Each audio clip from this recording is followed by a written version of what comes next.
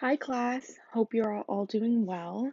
This is the second lesson of Unit 4. We have two more lessons followed by your test on Friday. So this is a shorter unit, but it's a very important unit. Like last lesson, a lot of the information we're talking about today is very relevant to your real life, and it will provide you with some tips when it comes to organizing your own finances in the future. So 4.2 is called keeping your own records. And throughout this lesson, we're going to talk about how to essentially keep, log, and record your finances.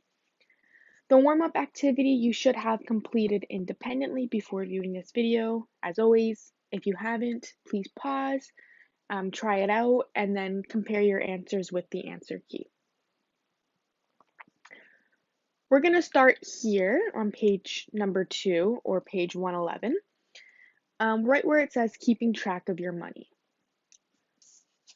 So last lesson we started talking about checks, and checks are another way of using money in your checking account.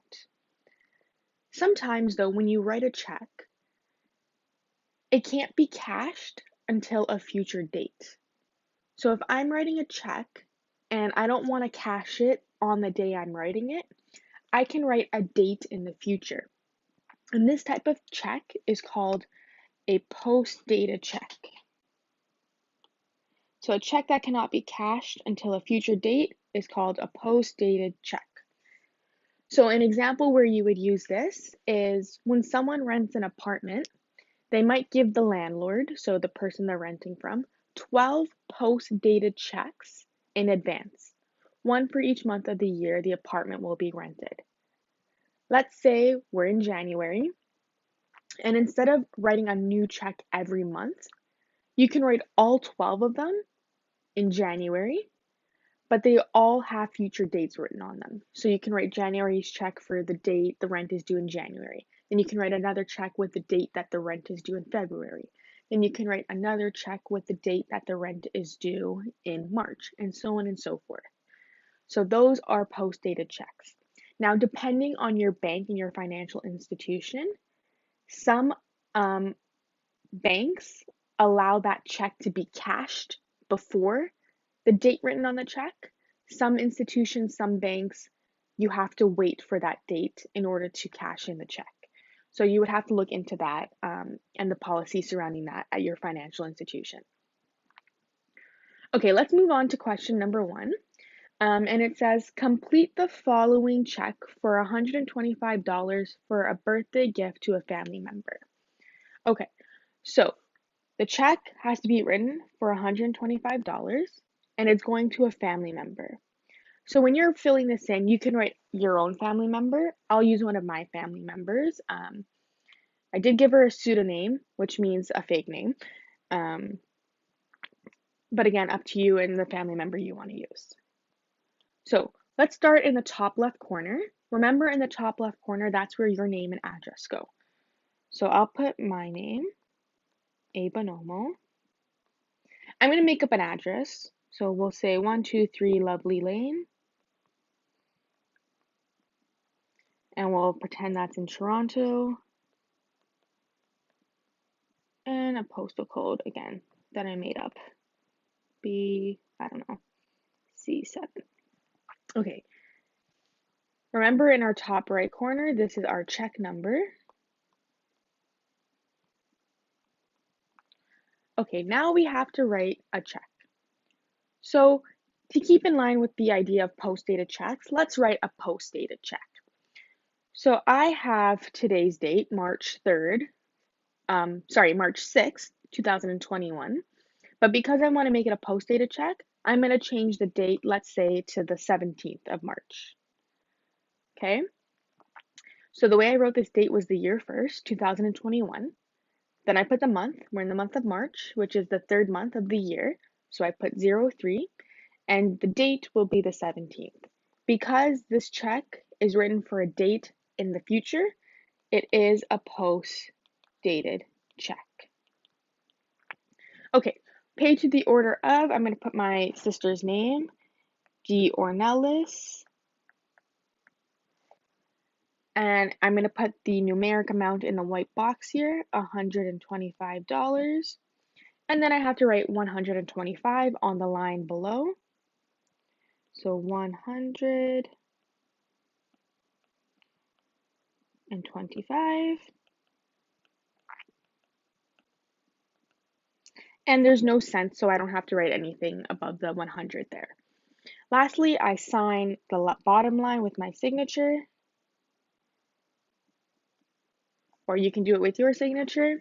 And there we go, we've written a check. Question number 2 is asking us, what is one advantage of writing post-dated checks? Why would someone want to write a check for a future date? Well, like we've already discussed, it allows you to already prepay for things that you're going to have to pay for in the future. And you kind of don't have to worry about it anymore. For example, with the rent, if you give your landlord those 12 checks in January, you don't have to worry about every month paying your rent. You've already written checks for them, post-dated, of course, and then it's on your landlord to cash them in. So you've done your due diligence. So one advantage is that it allows for multiple payments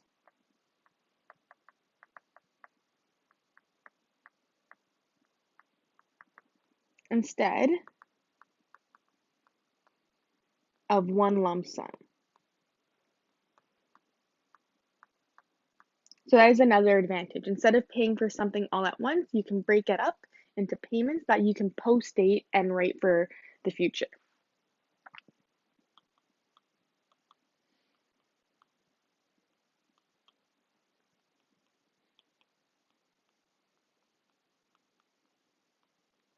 Okay, so then where there's advantages, there is always going to be a disadvantage.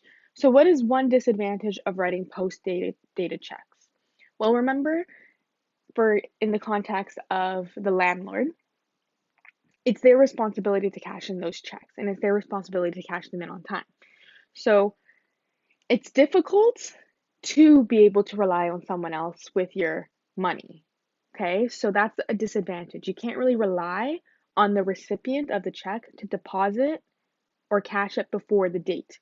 You know, if they do cash it in before the date, there's a risk that there might be insufficient funds in your bank account and there might be problems with the check because they didn't wait for the appropriate date to cash in the check.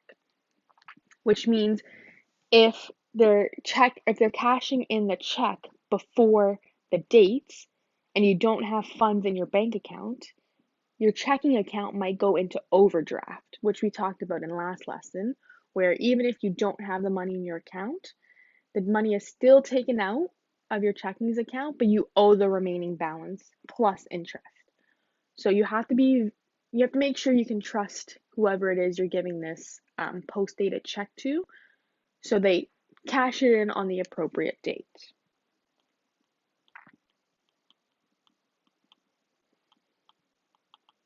So you cannot rely on the recipient of the check to deposit the check before the date specified.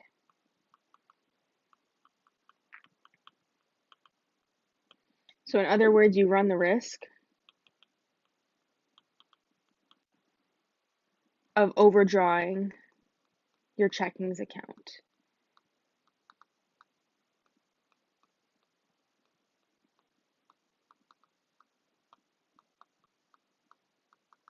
Okay, question C says, give an example of when you might write a post-dated check. So we've already talked about paying rent. That's one example. Another example is paying for school trips. I remember when I was in elementary school, anytime we had to pay for a school trip, they always told our parents or our caregivers to write a post-dated check. So that's another example. An additional example is maybe if you're paying for sports activities. So if you're enrolled in a soccer club or a basketball club or a hockey club, paying those fees, they might require you to write a post-dated check. Okay, question 3 says, write a check for $25 for $25 to your school. So our school is St. Anne,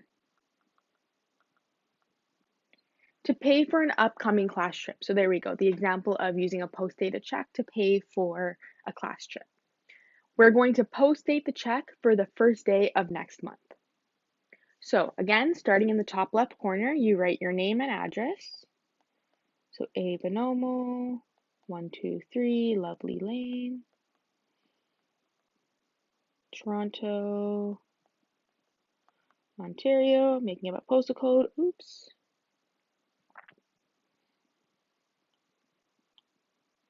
Just going to zoom in as I write this.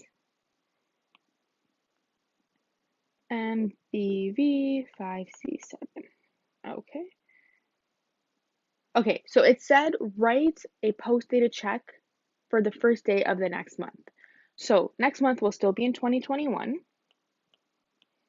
The month though will be April. April is the 4th month of the year, so we're going to write 04, and we're writing it for the first day of April. So 01. So we're going to pay to the order of St. Anne. That's who the check is being written to. So St. Anne, it's going to be for $25. Oops. For $25. And we have to write our amount now. 25.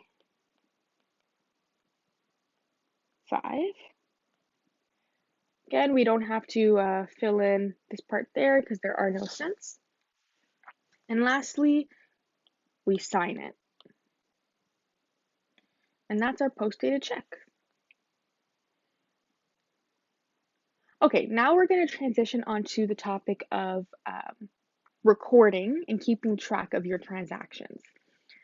Question 4 says, financial institutions provide transaction registers, which are forms for customers to use to maintain their own financial records.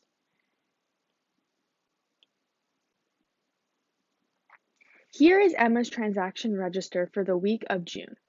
Okay, so a transaction register is essentially a form or a chart that you use to keep track of your transactions.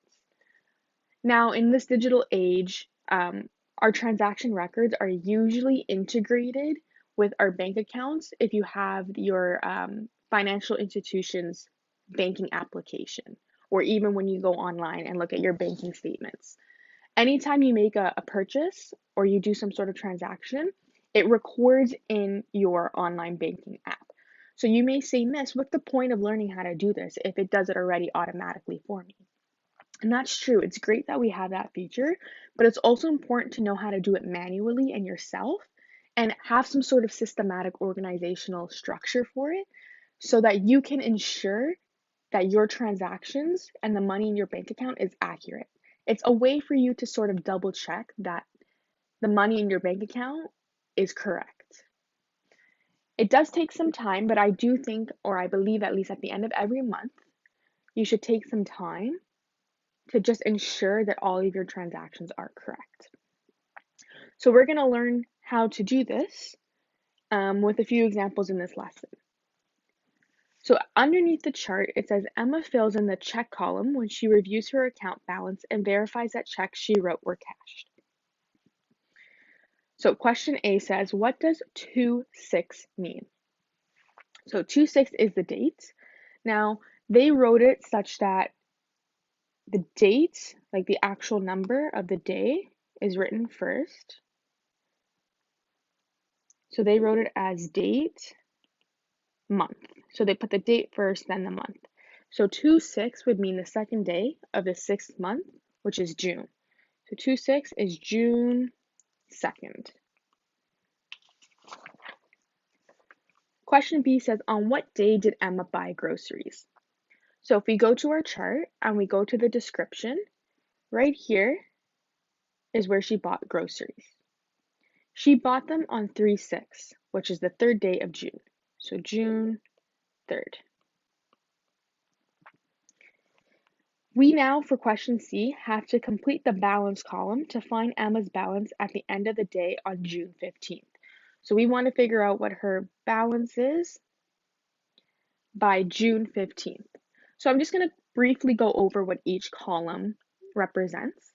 First column is check number. So that would be if she used a check, that's where you would put the number of the check that she used. The next column is the date, so the date she engaged in that transaction. Next column is description, just a brief summary of what the purchase was towards. The next column is payment or withdrawal, and then there's a minus sign. This means if she had to pay for something or withdraw money, the numbers would go in that column. So in this case, when you're paying for something or you're taking out money, you're going to have less money in your bank account because you're using it towards a purchase. The next column is the check, and she checks things off when she knows that her checks have been deposited and cashed in. The next column is the deposit or interest column. So if she puts money into her bank account or collects interest, now money is being added into her bank account. So we put numbers there. And then the last column is the balance, how much money she has in her account after the transaction. So if she's starting with $1,414.80, on June 2nd, she pays for daycare, and that's $135. So we have to take away, or we have to subtract $135 from her balance. That gives us 370. My mistake, I'm looking at the wrong chart. That would give us $1,279.80. Okay, on June 3rd, she pays for groceries, and those groceries cost $136.18. So we need to subtract $136.18 from that new balance. And that gives us $1,143.62. June 3rd, she also buys gas. So now we have to take the gas amount away from that new balance, and that gives us $1,083.62. On June 6th, she writes a check for $45, so we have to subtract that amount from our new balance. And this gives us a newer balance of $1,038.62. On June 7th, she withdraws $100, so we have to take that amount from our balance away, and that gives us $938.62. And then on the 15th of June, she gets her paycheck. So she's getting $768.42 into her bank account. So because money is being added into her bank account, we add this number onto our balance, and that gives us $1,707.04. So at the end of June 15th, she has $1,707.04. Question D says, the receipt that Emma received from an ATM on June 8th indicates that her balance is $1,073.62. Calculate the difference between this amount and the amount from Emma's records. So if we go up to Emma's records and we go to the date column, there is nothing that indicates she purchased anything on June 8th. So we're going to have to look at the balance, the last balance before June 8th. So that would be this balance right here, $938.62. So because she didn't make any transactions between June 6th and June 15th, her June 8th balance has to be the same as the June 6th balance. That was the last transaction she made before June 8th. So that would be the balance she has in her account on June 8th. So her records are showing that she has $938 in her account, but her ATM receipt is saying that her balance is $1,073.62. So we're going to subtract those two amounts, $1,073.62 subtracted from $938.62. And remember, this was the June 8th balance on her personal records. And this is why it's important to keep track of your own records because sometimes they don't match up with what your bank account is saying. So this gives us $135. Okay, so the ATM, her bank account is saying that she has $135 more than what her records are showing. So what does this mean? What can Emma conclude about the 2 checks that she wrote this month? Well, this means that the $135 check hasn't been cashed in yet. It hasn't been removed from her account balance. However, when she was writing out her own transactions, she's already accounted for the fact that the 135 is going to be removed from her bank account. So question F wants us to place a check in the column beside the check that was cashed. So remember the daycare check, the $135 one, hasn't been cashed yet.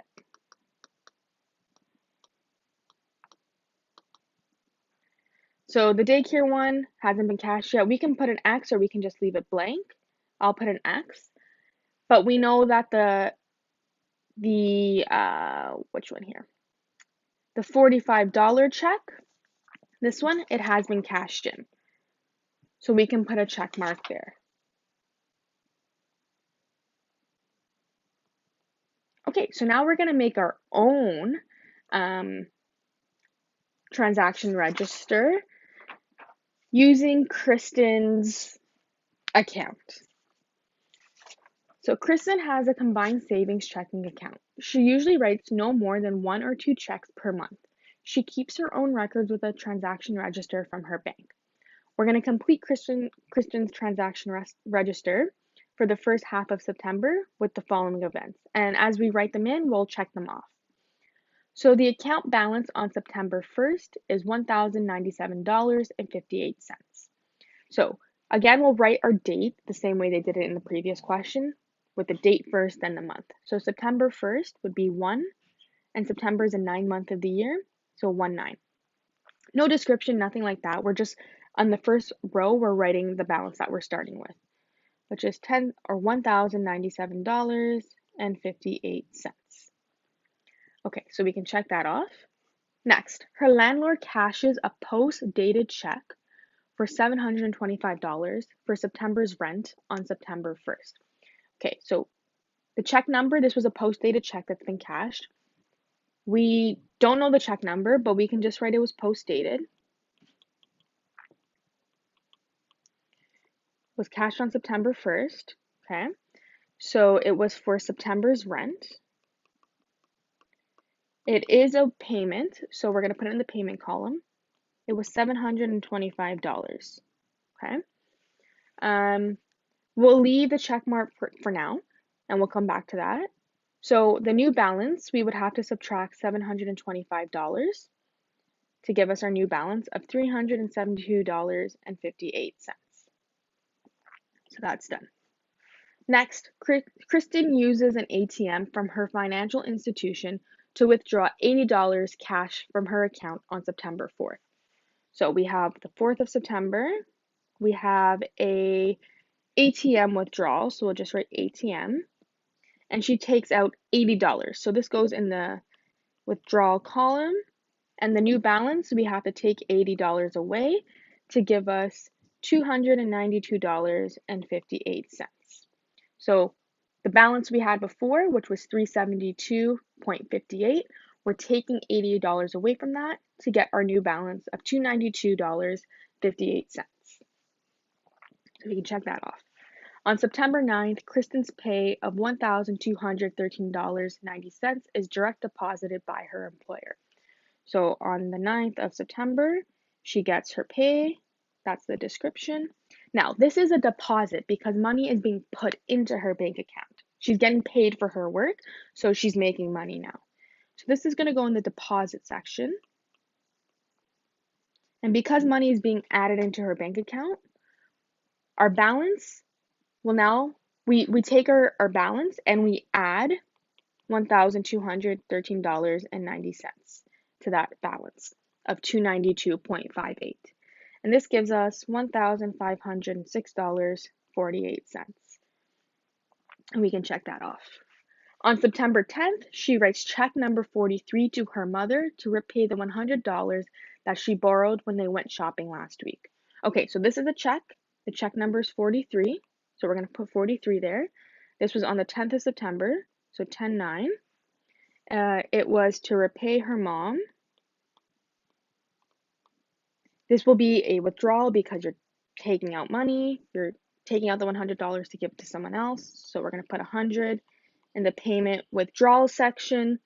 And now with our balance, we have to take away $100, and this gives us $1,406.48, and we can check that off. Next transaction on September 11th, Kristen uses her debit card to pay $103.17 for groceries. So 11th day of the 9th month, this is to pay for groceries. And again, it's a payment, so we're putting this in the payment column, $103.17. And with our balance, we're going to take away 103.17 to get a new balance of 1303.31. Check that off. Okay, next it says Kristen uses an ATM to withdraw $60 cash from her account on September 13. A $1.50 service charge applies. Okay, so not only is she taking away $60, or is she taking $60 out of her banking account, but there is a service fee on top of using the ATM. So in total, she'll get the $60 in cash, but they'll also take $1.50 off of her bank account to pay for the fee of using the ATM. So in total, she's going to lose $61.50, right? The $60 plus the $1.50 service fee means $61.50 is being removed from her account.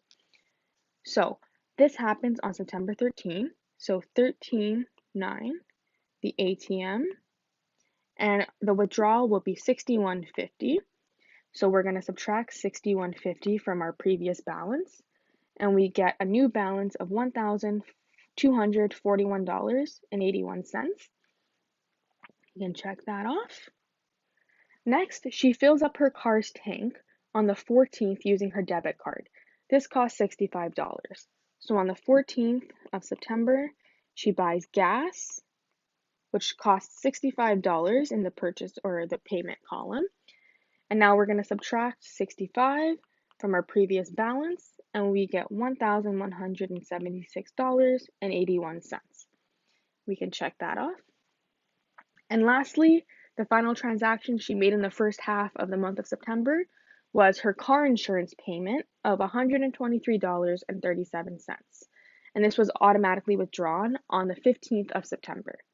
So we have 15th day of September, so 15/9. This is her car insurance. And it was a payment of $123.37. So we're going to take away that amount from our previous balance to get a new balance of $1,053.44. Okay, so let's answer some of these questions. So it says when Kristen withdrew the cash on September 13th, the ATM receipt indicated a balance of $1,343.31. Explain the difference between the bank machine's balance and the balance from Kristen's records. Okay, so if we go to the 13th of September and we look at her balance, she has $1,241.81 in her bank account. However, the ATM receipt says she has $1,343.31. So we need to find the difference between those two amounts and see what has not yet been deposited or cashed in yet. So we take those two numbers,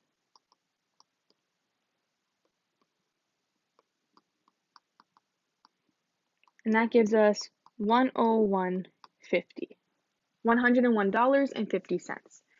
So that means the $100 check has not been cashed in yet, the check that she wrote to her mom, and that $1.50 service fee has not been removed from her bank account yet. It hasn't been processed.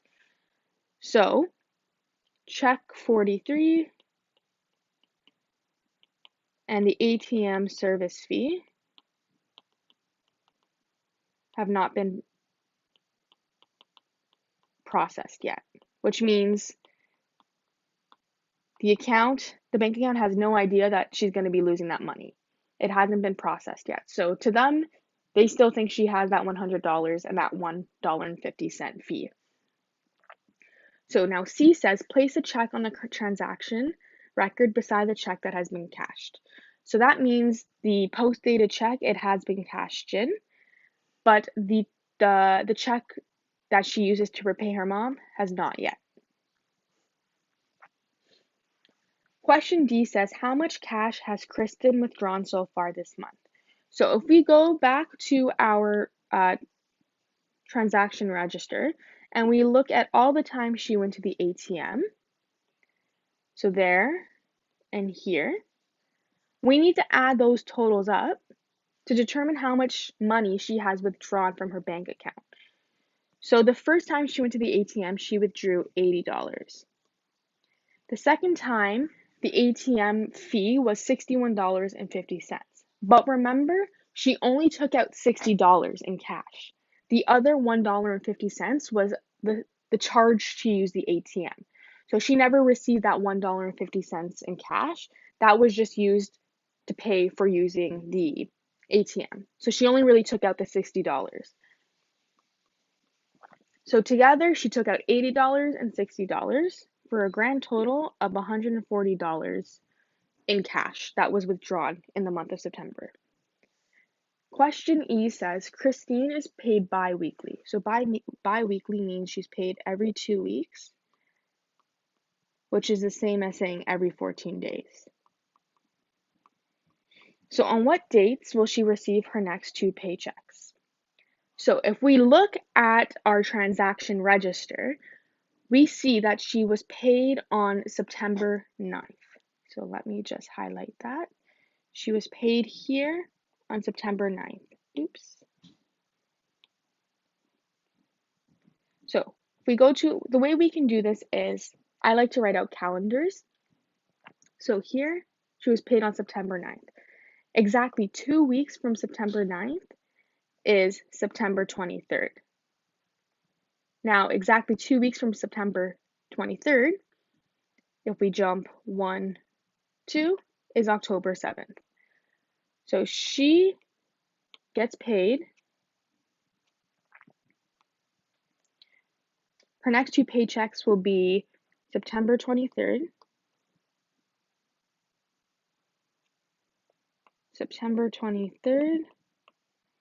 and October 7th.